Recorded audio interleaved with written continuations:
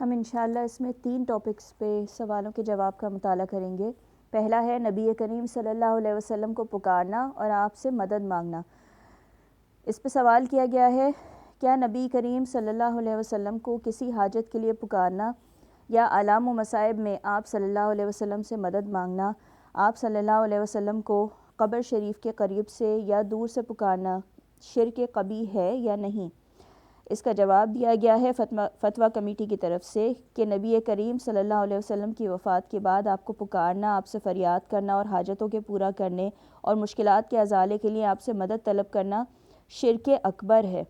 جس سے انسان دائرہ اسلام سے خارج ہو جاتا ہے، خواہ کوئی آپ صلی اللہ علیہ وسلم کو قبر کے پاس سے پکارے یا دور سے، مثلا یوں کہے یا رسول اللہ صلی اللہ علیہ وسلم مجھے شفا عطا فرما دیجئے یا میرے گم شدہ عزیز کو واپس لوٹا دیجئے وغیرہ، تو یہ شرک ہے۔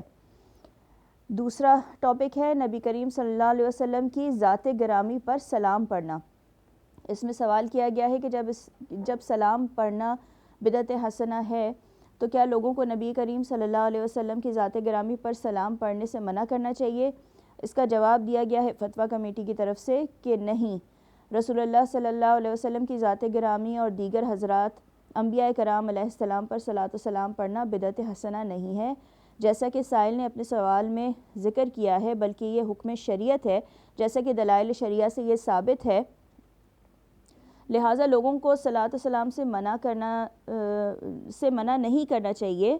الا یہ کہ کسی ایسے طریقے سے پڑھا جائے جو سلف صالحین یعنی حضرات صحابہ کرام رضی اللہ تعالیٰ عنہم اور تابعین کے عہد میں معروف نہ ہو، مثلا مؤذن اذان کے بعد جوہری آواز میں پڑھے یا کچھ لوگ مخصوص اوقات میں جمع ہو کر صلاۃ و سلام پڑھیں، تو یہ سلف صالحین سے ثابت نہیں ہے، تو اس انداز سے پڑھنا بدعت ہوگا، جبکہ مطلق صلاۃ و سلام پڑھنا حکم شریعت ہے۔ وصلی اللہ علی نبینا محمد وآلہ وصحبہ وسلم۔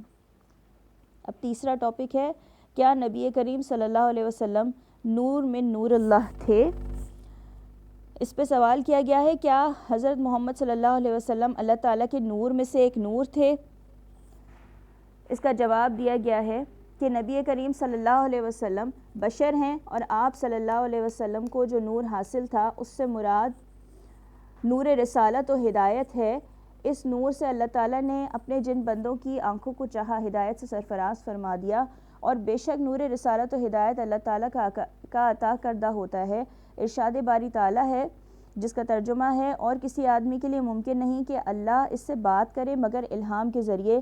سے یا پردے کے پیچھے سے، یا کوئی فرشتہ بھیج دے تو وہ اللہ کے حکم سے جو چاہے القاء کرے، بے شک وہ عالی مرتبہ اور حکمت والا ہے۔ اور اسی طرح ہم نے اپنے حکم سے تمہاری طرف روح القدس کے ذریعے قرآن بھیجا ہے، آپ نہ تو کتاب کو جانتے تھے اور نہ ایمان کو، لیکن ہم نے اس کو نور بنایا ہے کہ اس سے ہم اپنے بندوں میں سے جس کو چاہتے ہیں ہدایت کرتے ہیں، اور بے شک اے محمد صلی اللہ علیہ وسلم تم سیدھا راستہ دکھاتے ہو، یعنی اللہ کا راستہ جو آسمانوں اور زمین کی سب چیزوں کا مالک ہے، آگاہ رہو سب کام اللہ کی طرف لوٹیں گے۔